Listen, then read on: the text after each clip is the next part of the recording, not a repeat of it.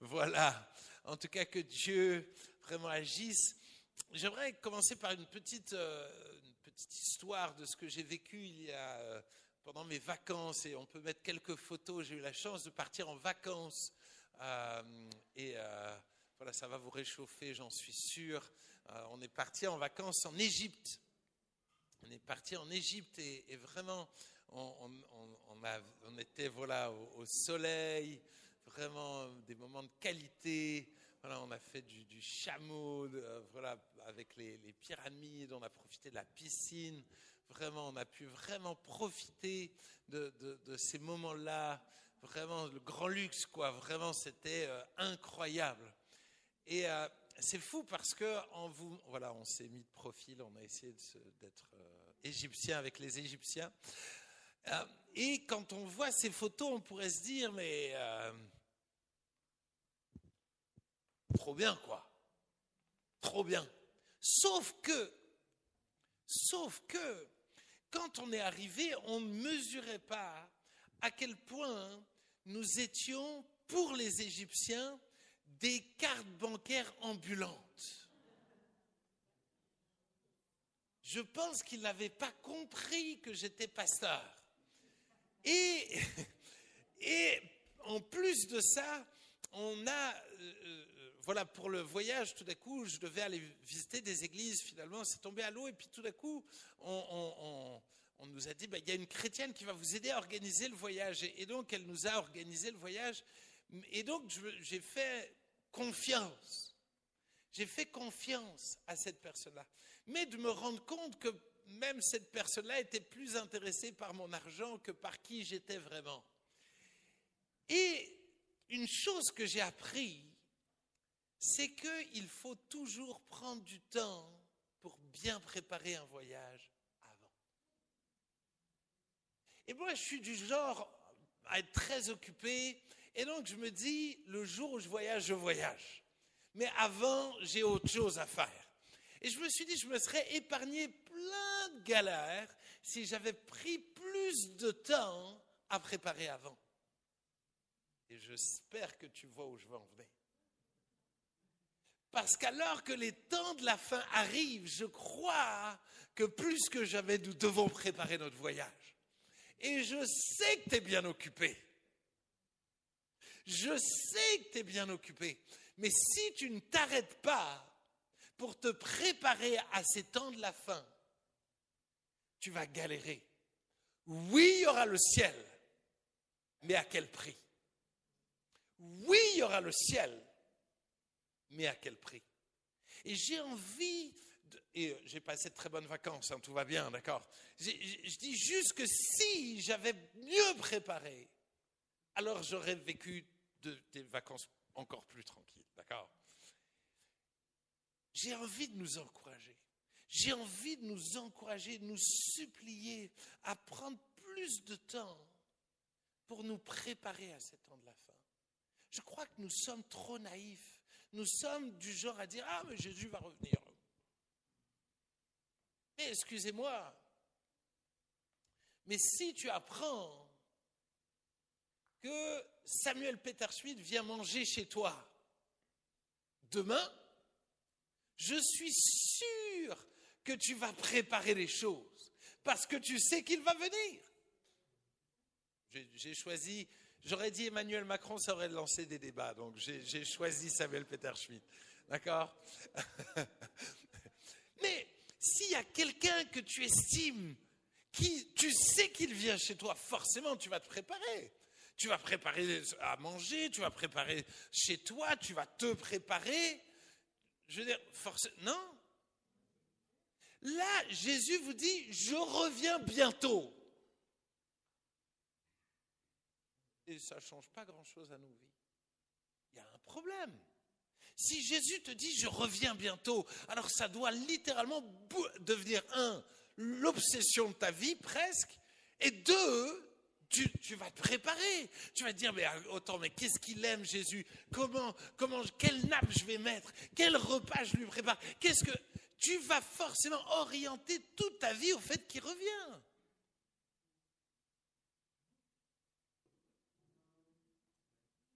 Merci pour le amen.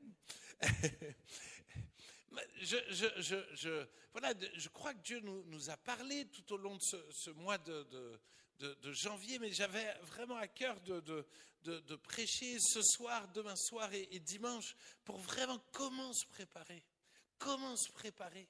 Et demain soir en particulier, je vais aborder la grande tribulation. Jean-Marie en a un peu parlé, mais je crois que nous allons prendre beaucoup de temps pour prier pour tous ceux qui passent par des moments de trouble. Je crois que la grande tribulation, le mot tribulation, c'est le mot pression. Beaucoup de gens, vous êtes sous pression dans vos pensées, sur vos lieux de travail. Il y a une pression, il y a une oppression sur vos vies. Pour certains, c'est la maladie. Il y a toutes sortes d'oppressions, de difficultés qui sont là. Mais je crois que Dieu est fidèle dans cette grande tribulation. Il nous a prévenu qu'il y aurait des moments comme ça. Mais il a également prévenu qu'il serait avec nous. Et demain soir en particulier, on va prendre le temps de prier pour tous ceux qui passent par des moments difficiles. Et peut-être tu connais quelqu'un qui passe par des moments qui n'est pas là ce soir. Dis-lui de venir au moins demain soir. Au moins, on va prendre vraiment le temps de prier, de nous battre pour tous ceux qui passent par des tribulations, pour certains des grandes tribulations.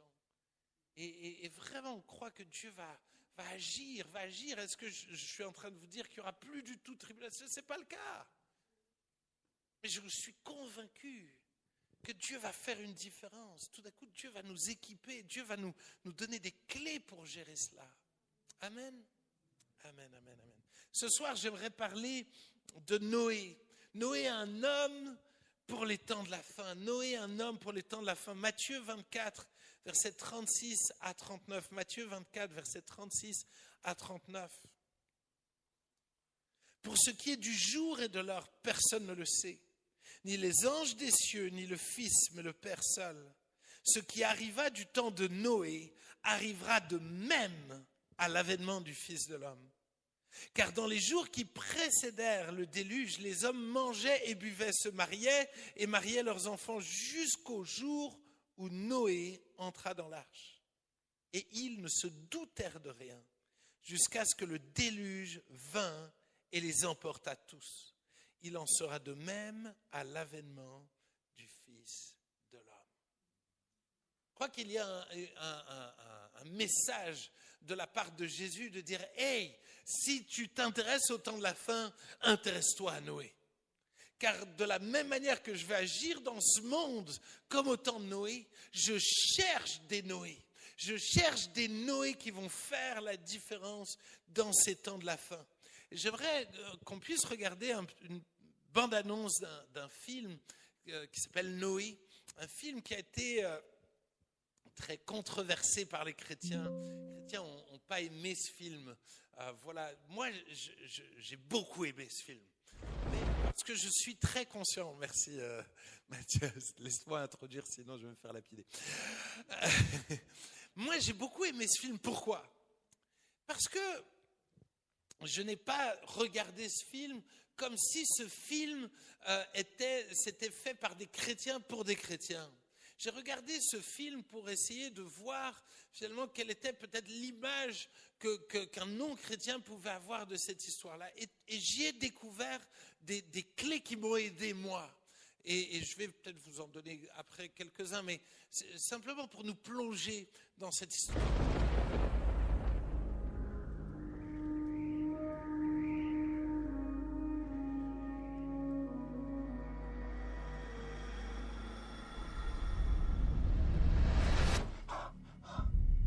Noé, qu'est-ce qu'il a dit?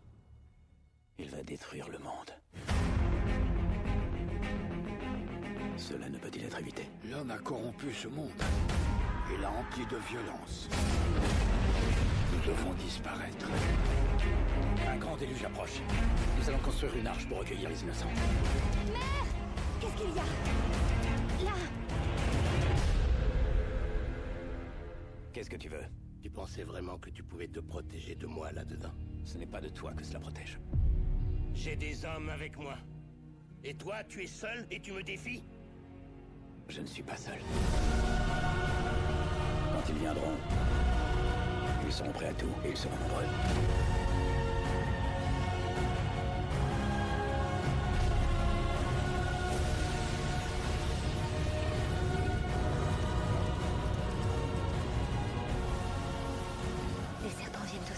tout ce qui rampe, tout ce qui glisse. Il t'a choisi pour une raison, Noé. Prenez l'arche!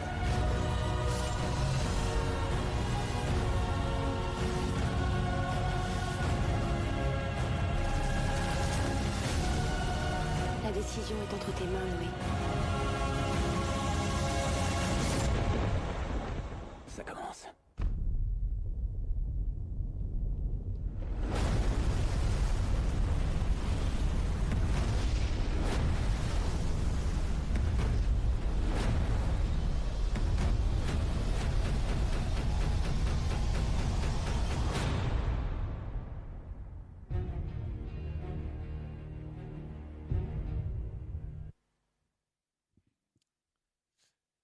Quand le monde ne se doute de rien, c'est absolument fou et dingue de se dire qu'à ce moment-là, ils n'ont pas idée de ce qui allait arriver.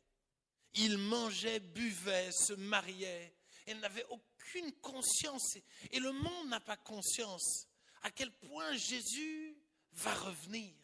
À quel point, quand Jésus va revenir, il va juger le monde. Il va juger le monde. Le monde se comble de luxe, de luxure, de vice, où tout d'un coup on est dans une culture de l'excès, du plaisir. Et aujourd'hui, le monde a rejeté Dieu et ne mesure pas à quel point tout converge vers la fin. Vers la fin, vers un moment donné où Dieu va dire stop, où Dieu va dire ça suffit. Genèse 6, versets 5 à 7, et le verset 11. L'Éternel vit que la méchanceté des hommes était grande sur la terre et que toutes les pensées de leur cœur se portaient chaque jour uniquement vers le mal. L'Éternel se repentit d'avoir fait l'homme sur la terre et il fut affligé en son cœur. Et l'Éternel dit, j'exterminerai de la face de la terre l'homme que j'ai créé, depuis l'homme jusqu'au bétail, aux reptiles, aux oiseaux du ciel, car je me repens de les avoir faits. Verset 11.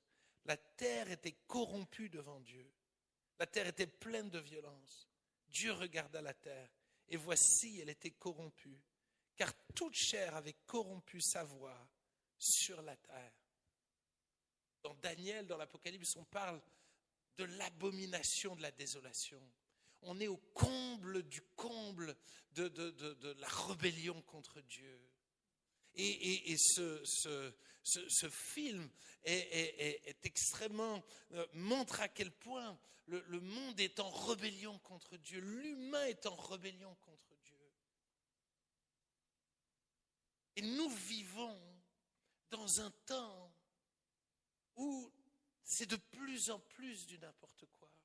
Aujourd'hui, constamment, nous voyons meurtre et violence dans les familles. Moi, une chose que je me dis souvent, c'est que des fois, quand je roule ou quand je vois des bâtiments, c'est des fois de prier pour des bâtiments en disant, Seigneur, si les gens sont capables de faire ce qu'ils sont capables de faire en public, qu'est-ce qui se passe dans toutes ces maisons? Vous lisez les statistiques d'hommes et de femmes qui ont été abusés. Ils sont bien abusés quelque part. Toutes ces maisons sont remplies d'abus, de violences, de choses abominables. Et Dieu est touché par cela. Dieu n'est pas indifférent face à cela. Dieu n'est pas indifférent. Et les choses arrivent à une fin. Parce que Dieu n'est pas indifférent. Parce que Dieu n'est pas indifférent. Noé, la Bible dit, mais Noé trouva grâce aux yeux de l'Éternel. Mais Noé trouva grâce aux yeux de l'Éternel. Vous savez, une chose que j'aime dans ce film-là,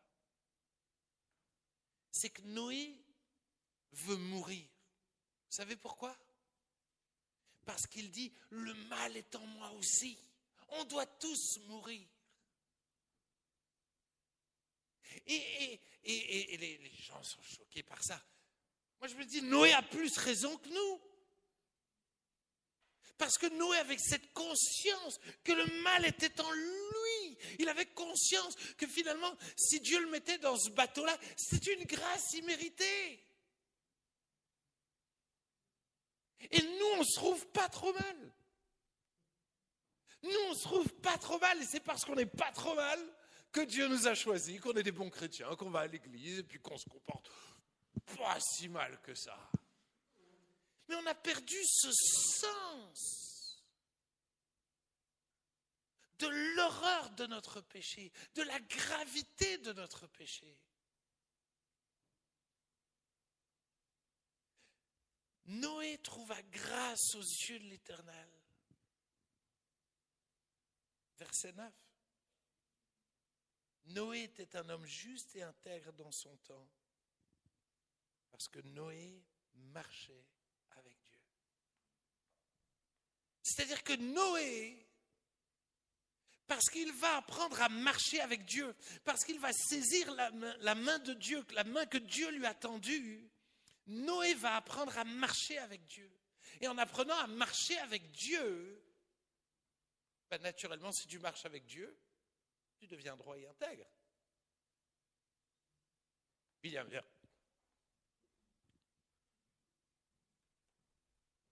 Ok. Admettons, William, c'est Dieu. J'aurais pas dû le choisir. Je savais. J'ai manqué de discernement. Faites comme si, d'accord? Je sais que ça demande un gros effort. Mais William, c'est Dieu. D'accord? Ok. William, en tant que Dieu, il marche. D'accord? Il marche droitement. Vas-y. Si moi, je veux marcher droitement, tu peux marcher droitement, hein, tu peux continuer, hein, parce que Dieu, il marche. Si je veux marcher droitement et que je ne bouge pas, alors je ne marche pas droitement. Le seul moyen de marcher droitement, d'être droit et intègre, c'est de commencer à marcher avec lui. Et tout d'un coup, si je marche avec lui, ça veut dire que je dois l'observer, je dois l'écouter, je dois apprendre à aller à son rythme. Tout d'un coup, s'il va plus vite, je dois accélérer. S'il ralentit, je dois ralentir. S'il recule, je dois reculer. Et tout d'un coup, j'apprends à me soumettre à lui. Jour après jour, je dois apprendre à me soumettre à lui. Mais c'est en passant du temps avec lui que je ne peux seulement me soumettre à lui. Si je ne passe pas de temps avec lui, finalement, je ne sais pas quel est son rythme, je ne sais pas où il va et où il veut que j'aille. Il marchait avec Dieu.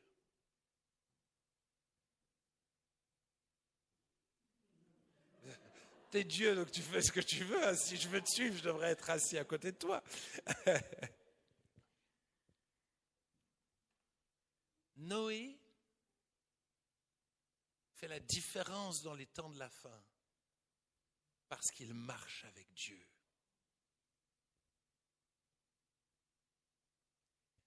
Marches-tu avec Dieu? Il y a deux risques. Il y a deux risques. Le premier risque, c'est de passer du temps avec Dieu, mais de ne pas marcher avec Dieu. Il y a des gens qui sont très forts pour prier et lire la Bible tous les jours, et ils ne marchent pas avec Dieu. Ils nourrissent leur cerveau de Dieu, mais ils ne marchent pas avec Dieu. L'autre risque, c'est de ne pas passer du temps avec Dieu, mais de faire beaucoup d'activités pour Dieu. Et je pense qu'on est attiré vers un de ces deux risques. Et je crois que nous devons trouver l'équilibre dans le fait de j'ai besoin de passer du temps avec lui, mais lui est en mouvement. Si je ne suis pas en mouvement, c'est qu'à un moment donné, je me mens à moi-même. Et je manque d'intégrité et de droiture. Et j'aimerais que nous puissions, nous arrêter quelques instants pour réfléchir à notre marche avec Dieu. Fermons nos yeux.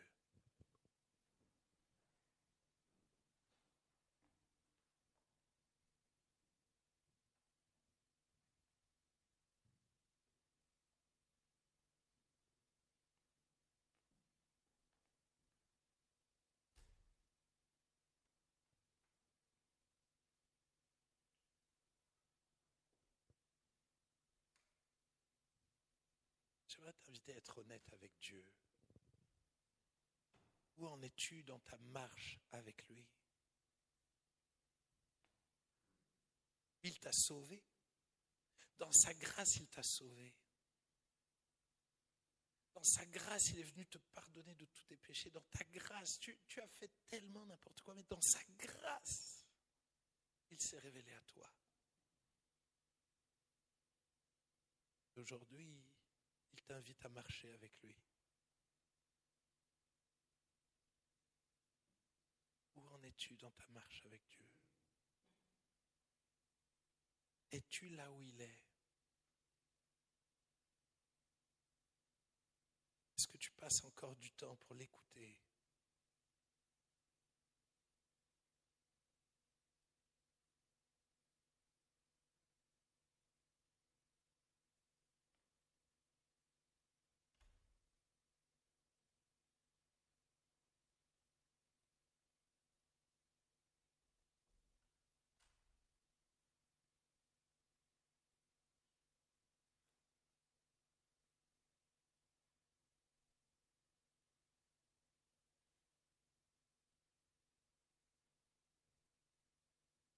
Seigneur, pardon.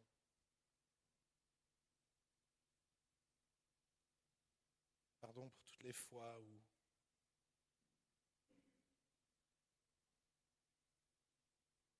nous ne te suivons pas. Pardon pour toutes les fois où nous ne sommes pas avec toi. Pardon pour toutes les fois où nous essayons de te forcer à être avec nous dans nos délires, dans nos envies, dans nos motivations. Pardon, Seigneur. La pression va monter et nous devons apprendre à marcher avec toi. La pression va monter.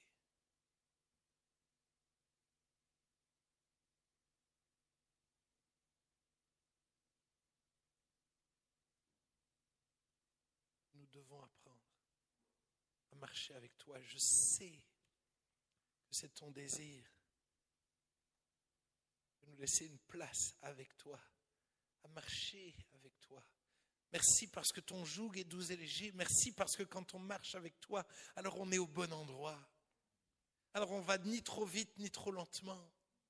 Merci de ce que tu nous invites à marcher avec toi, à être proche de toi, apprendre à te connaître, à pouvoir rigoler sur le chemin, à pouvoir pleurer sur le chemin avec toi.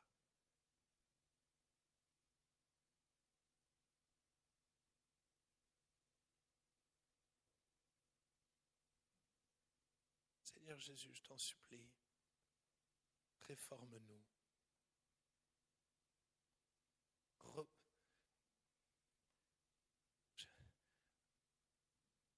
Redonne-nous la force de repartir à zéro.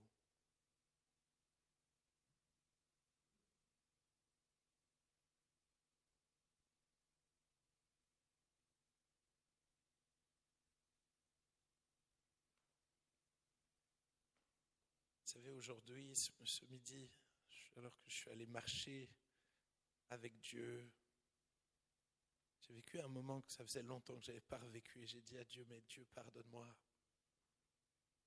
d'être tombé dans une routine, dans des... Et ce midi, je me suis dit, mais Seigneur, garde-moi de tomber dans une routine, garde-moi d'être dans de la religiosité. Je veux marcher avec lui, je veux marcher avec lui, je veux marcher avec lui, avec un cœur pur, avec de tout mon cœur. Et si je trébuche, ben je peux lui dire, Seigneur, aide-moi à marcher. Ne pars pas sans moi. Relève-moi, aide-moi. Si j'ai l'impression qu'il va trop vite, je peux lui dire, Seigneur, porte-moi, porte-moi, porte-moi, porte-moi. Il ne veut pas bouger sans toi. Il veut t'amener avec lui. Il veut t'amener avec lui. Merci Jésus. Amen. Amen, amen, amen.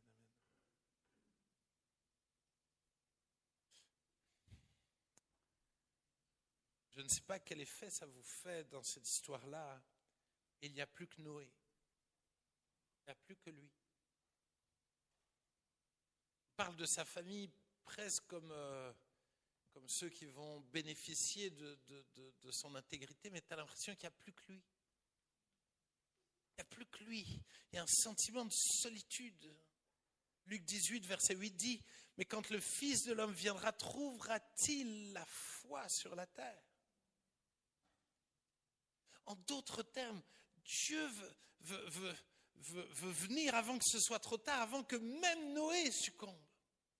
C'est vous dire la fragilité de Noé. Dieu arrête tout ça parce qu'il se dit, il y a encore un espoir en Noé. Il y a encore un peu de grâce, il y a encore un peu d'espoir pour ce monde. Et je crois que Dieu attend, use de patience, la Bible dit, parce qu'il veut sauver encore. Mais il ne reviendra pas trop tard. Il ne reviendra pas trop tard. Il veut nous emmener avec lui. Il veut nous emmener avec lui. Mais ça implique un sentiment de solitude. Et ma question, c'est comment gères-tu la solitude? Comment gères-tu la solitude de ta foi? Comment gères-tu la solitude de ta marche avec lui? Parce que je crois que dans les temps de la fin, nous allons nous sentir souvent seuls. Et je sais que tu te sens seul déjà. Ils n'ont pas compris. Même des fois dans l'église, on peut se sentir seul. Et je crois que suivre radicalement Jésus, marcher avec Dieu, implique de grands moments de solitude. Samuel Peter Schmidt nous le partage souvent avec l'équipe pastorale, combien souvent il s'est senti extrêmement seul, parce qu'il devait prendre des décisions. Suivre Dieu, marcher avec Dieu implique un sentiment de solitude. C'est un sentiment obligatoire. Parce que forcément Dieu va te mener là où les autres ne comprendront pas. Tu vas être amené à faire des choses que les autres ne comprendront pas. Forcément.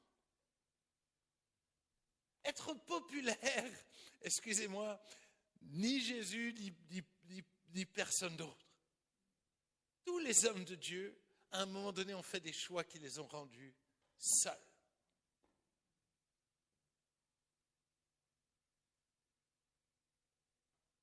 Nous devons apprendre à être seul avec Dieu, compris par Dieu, en lui faisant entièrement confiance. Je ne me confie pas dans les hommes, mais je m'appuie sur lui. Je n'ai que lui. Tu n'as que lui. Dans ces temps de la fin, nous n'avons que lui. Dieu merci pour l'Église, mais l'Église nous décevra. Nous n'avons que lui. Nous n'avons que lui. Mon quatrième point, c'est Dieu parle-moi. Dans ces temps de la fin, Dieu parle-moi, comme tu as parlé à Noé. Tu lui as donné des directives. Donne-moi des directives. Qu'est-ce que tu attends de moi? Alors que tu reviens bientôt, qu'est-ce que tu attends de moi? Parle-moi. Parle-nous en tant qu'Église. Parle-nous pendant ces 3 jours de jeûne. Parle-nous, nous avons besoin de tes directives. Comment vivre dans ce monde de fous? Quoi entreprendre? Quoi ne pas entreprendre? Parle-moi. Parle-moi. Est-ce que tu as encore soif que Dieu te parle? Wow, c'est un réveil de Amen, merci. Est-ce que nous avons encore soif?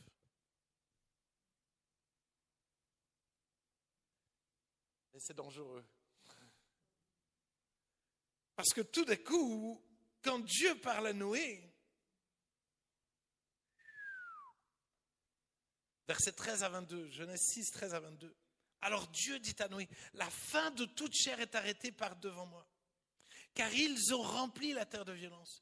Voici, je vais les détruire avec la terre. Fais-toi une arche de bois de gopher. Tu disposeras cette arche en cellules et tu l'enduiras de poids en dedans et en dehors. Voici comment tu la feras. L'arche aura 300 coudées de longueur, 50 coudées de largeur et 30 coudées de hauteur. Tu feras à l'arche une fenêtre et tu réduiras une coudée en haut et tu établiras une porte sur le côté de l'arche. Et tu construiras un étage inférieur, un second et un troisième. Et moi, je vais faire venir le déluge d'eau sur la terre pour détruire toute chair ayant souffle de vie sous le ciel. Tout ce qui est sur la terre périra. Et j'établis mon alliance avec toi. Tu entreras dans l'arche, toi et tes fils, ta femme et les femmes de tes fils avec toi. De tout ce qui vit, de toute chair, tu feras entrer dans l'arche 2 de chaque espèce pour les conserver en vie avec toi. Il y aura un mâle et une femelle, des oiseaux selon leur espèce, du bétail selon son espèce, et de tous les reptiles de la terre selon leur espèce. 2 de chaque espèce viendront vers toi pour que tu leur conserves la vie.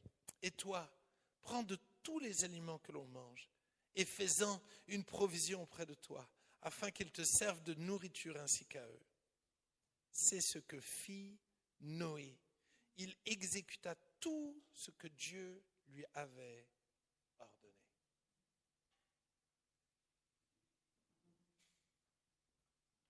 Dieu, parle-moi. Mais Dieu, aide-moi à obéir à ce que tu me diras. Dieu, parle-moi. Mais donne-moi de prendre très attention à ce que tu veux me dire. Sommes-nous prêts à entendre Dieu nous parler? Je crois que Dieu veut nous révéler des choses, Dieu veut nous confier des choses en particulier dans ces temps de la fin. Dieu veut te confier des choses. Dieu veut te mettre des choses à cœur. Dieu veut te révéler finalement son cœur pour la société. Dieu veut t'amener toi à construire des choses pour sauver des vies. Dieu va te demander des choses à toi qu'il ne demandera pas à quelqu'un d'autre. Qu'est-ce que Dieu te demande? Il te demande de construire quoi? Pour qui? Qu'est-ce qu'il te demande de construire?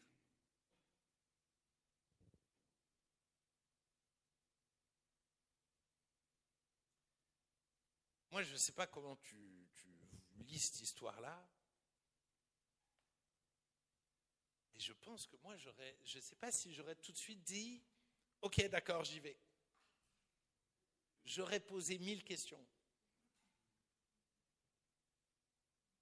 J'aurais été déstabilisé par ce genre de propos.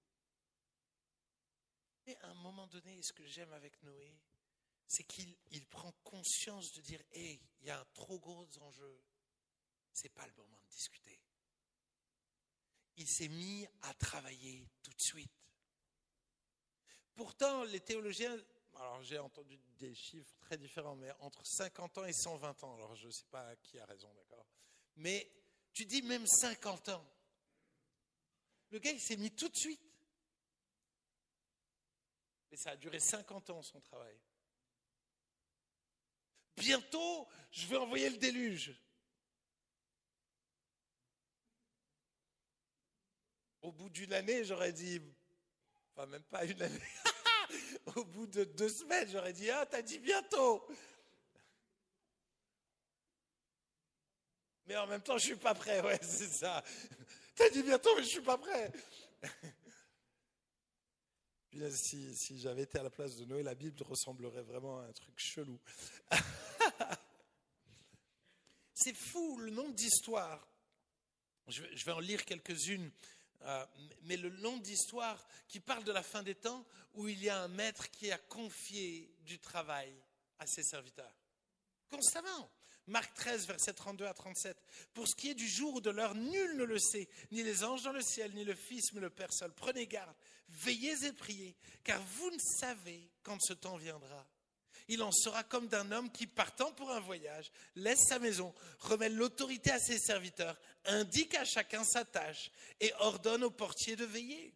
Veillez donc, car vous ne savez quand viendra le maître de la moisson, ou le soir, ou au milieu de la nuit, ou au chant du coq, ou le matin. Craignez qu'il ne vous trouve endormis à son arrivée soudaine.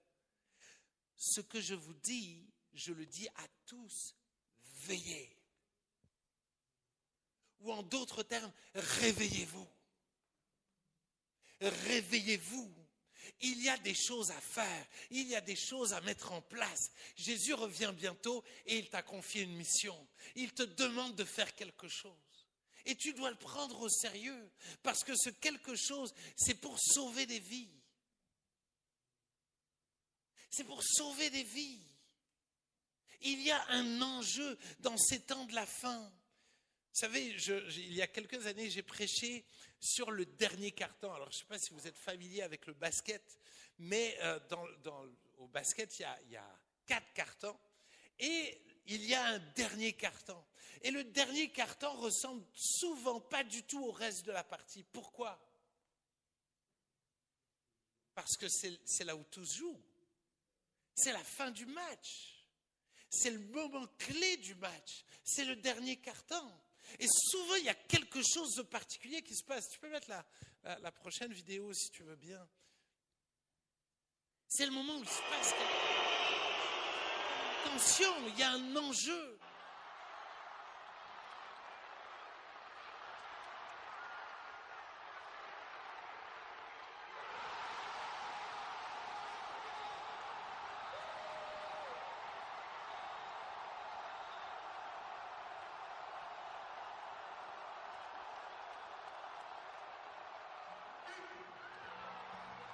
Est-ce que vous voyez ce qui s'est passé? Ils ont fêté trop vite. Ils n'ont pas travaillé jusqu'au bout.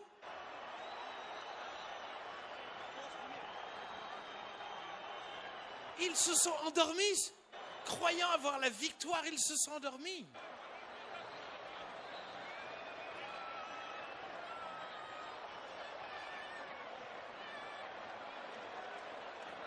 Alors ils essayent de négocier. Mais ça ne marche pas. Il faut aller jusqu'au bout. Il faut aller jusqu'au bout. Tant de vidéos sur le net de gens qui célèbrent avant la fin. Ne faites pas la victoire trop tôt. Sois concentré. Alors je ne suis pas en train de dire qu'on ne doit pas se réjouir de ce que nos noms sont inscrits dans le livre de vie. Il faut se réjouir. Mais je crois qu'il nous faut aussi veiller. Il y a un enjeu. Il y a un enjeu pour toi. La Bible dit qu'il te faut travailler à ton salut.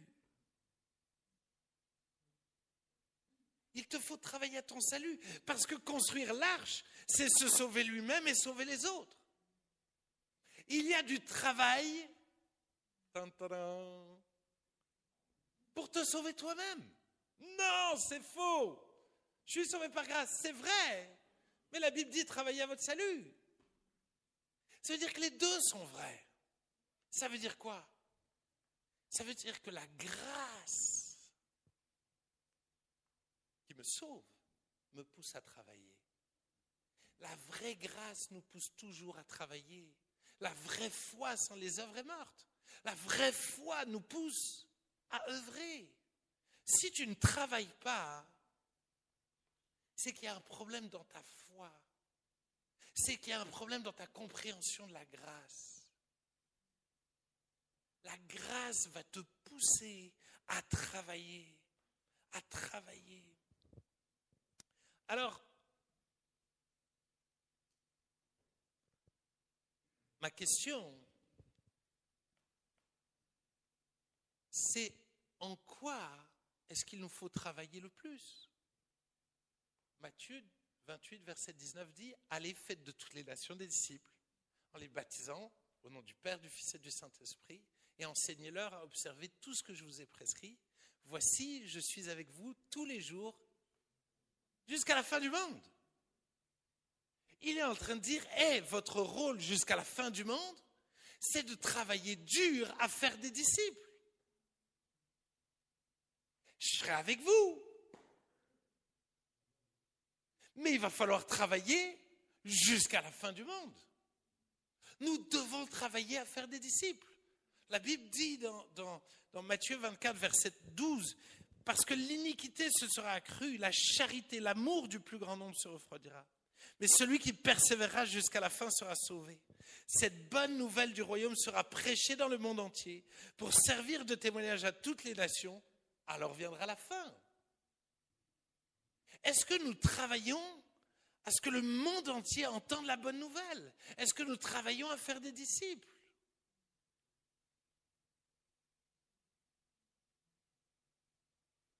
C'est fou parce que j'avais prévu le message de dimanche le faire ce soir et ce message-là le faire dimanche.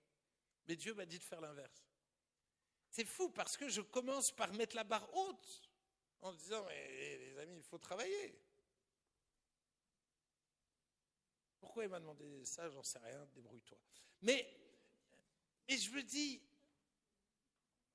les amis, est-ce que j'ai conscience de son retour? Parce qu'en même temps, si j'ai vraiment conscience de son retour et de la gravité, moi j'ai été touché. Hier, on avait le groupe Grandir avec Dieu, puis on étudiait 1 Thessaloniciens, puis tout d'un coup, on parle du retour de Jésus, puis tout d'un coup, ma femme va dire, et puis, mais qu'est-ce que c'est horrible pour le monde. Et en fait, elle nous a communiqué un truc de dire, c'est horrible pour le monde ce qui arrive. Mais est-ce que ça me touche encore? De me dire, purée, mais il faut que j'en sauve un. Il faut que j'en sauve un. Il faut que j'arrache quelqu'un de la gueule du lion. Il faut que je fasse quelque chose. Je ne peux pas ne rien faire. Je veux dire, la fin du monde approche. Je ne peux pas juste me dire, je fais mon petit culte, je vais à ma petite église, je fais mon petit travail avec mon petit salaire, avec mon super appartement, ma petite voiture sympatoche, et puis mon petit sport pour mon summer body. Je veux dire, à un moment donné, si tu vis comme ça, c'est que tu n'as pas compris ni le salut, ni la réalité du retour de Jésus. Et nous devons supplier à Dieu, réveille-nous, réveille-nous, réveille-moi, réveille-moi, réveille-moi, réveille-moi. Laissez-moi terminer, si tu peux venir, mon Laurent. Laissez-moi terminer. Ce que j'aime avec cette histoire-là, c'est quels sont les outils que Dieu donne à Noé. Il lui donne 3 choses. Du bois, des clous et de l'enduit de poix. Le bois et les clous. Ça vous parle? Du bois et des clous. Il n'y a que le bois et les clous qui peuvent te sauver et sauver l'humanité. Il n'y a que la croix qui peut faire la différence. Il n'y a que la croix qui peut faire la différence. Et il nous invite à ce que ce bois et ces clous soient enduits de poix. Qu'est-ce que ça veut dire? Enduire, le mot hébreu, veut dire couvrir, purger, faire une expiation, réconcilier.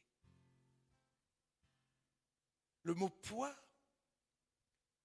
veut dire prix d'une vie, rançon, un cadeau, un rachat.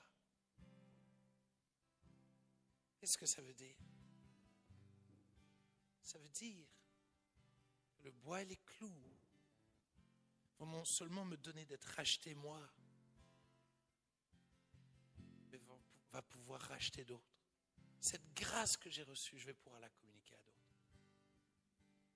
J'ai tout ce qu'il faut pour être sauvé, mais pour sauver les autres. J'ai tous les ingrédients qu'il faut. Et je sais que tu ne te sens pas capable. Et c'est pour cela que je t'ai montré le film. Parce que Noé, dans tout le film, dit « Je suis trop mauvais. Je suis trop mauvais. »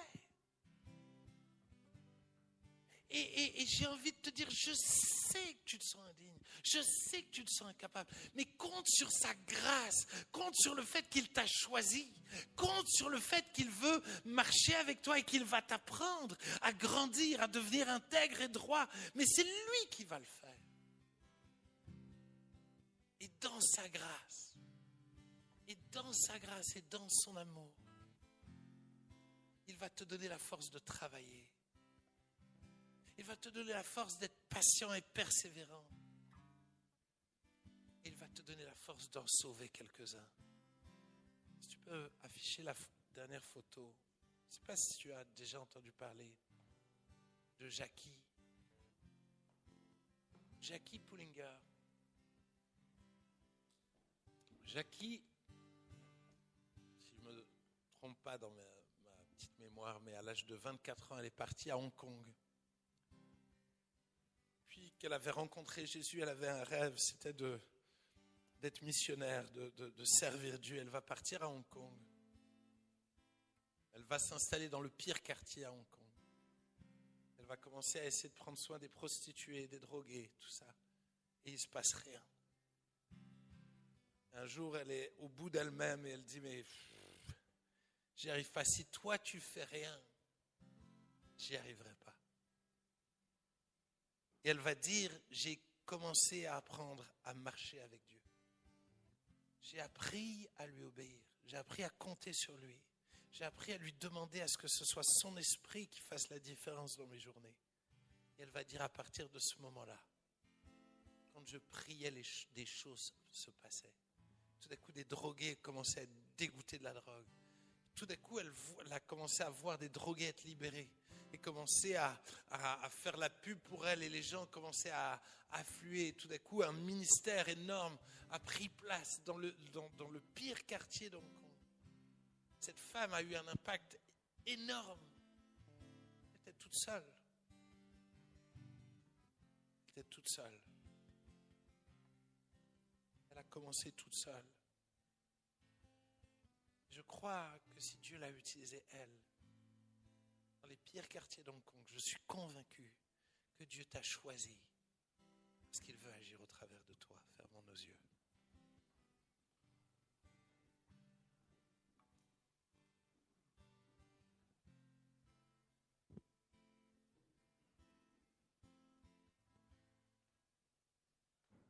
J'aimerais faire un appel. Un appel pour tous ceux qui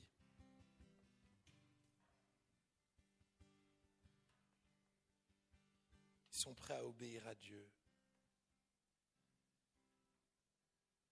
Ils sont prêts à travailler pour Dieu.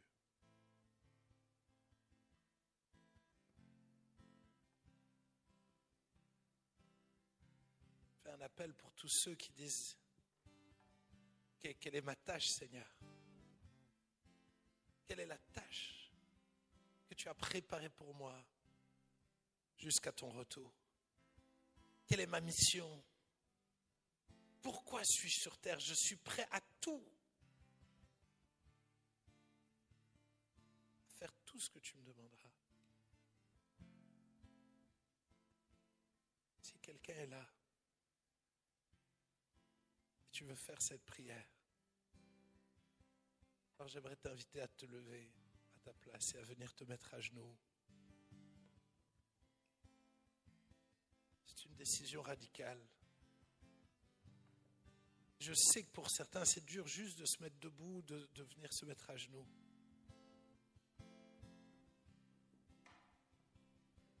Mais ce n'est rien comparé à ce que Dieu pourrait te demander. Je crois qu'il y a des moments où nous devons mettre notre fierté de côté, notre orgueil de côté, nos sentiments de côté, et prendre une décision. Noé a exécuté tout ce que l'Éternel lui avait dit.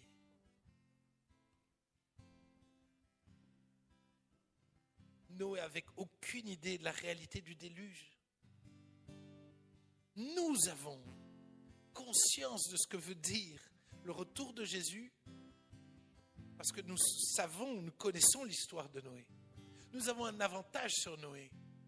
Noé agit par la foi, sans savoir, sans aucune compréhension de ce que Dieu voulait réellement dire. Nous avons le privilège d'avoir eu un aperçu et en ce moment, alors que nous étudions l'Apocalypse, nous avons un aperçu de ce qui se prépare au moment du retour de Jésus.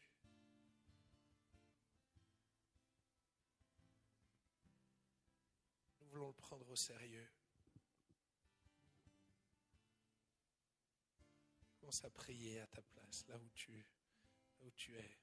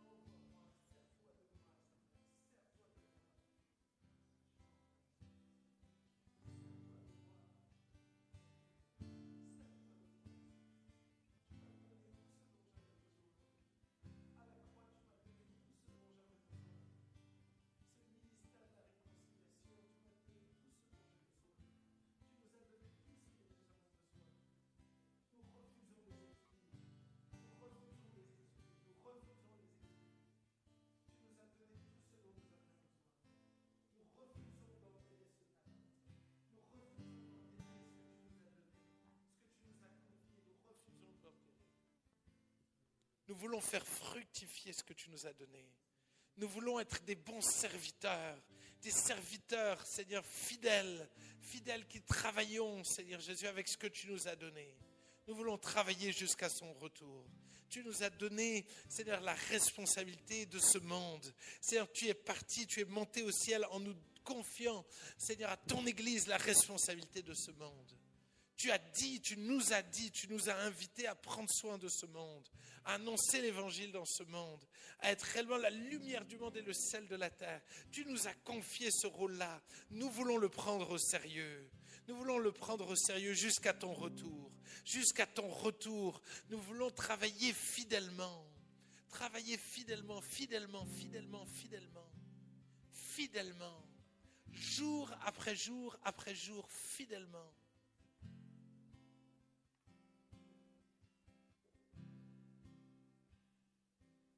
Jésus, Jésus, Jésus, Jésus, Jésus, Jésus.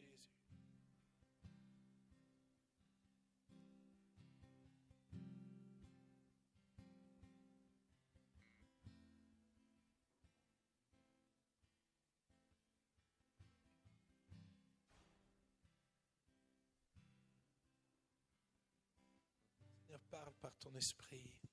Parle à chacun, visite-nous.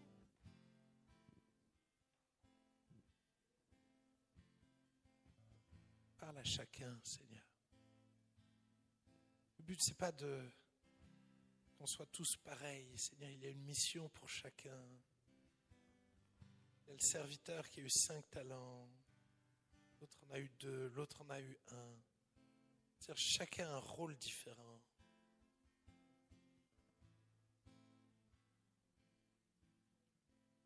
Mais parle-nous. Parle-nous, parle-nous, parle-nous.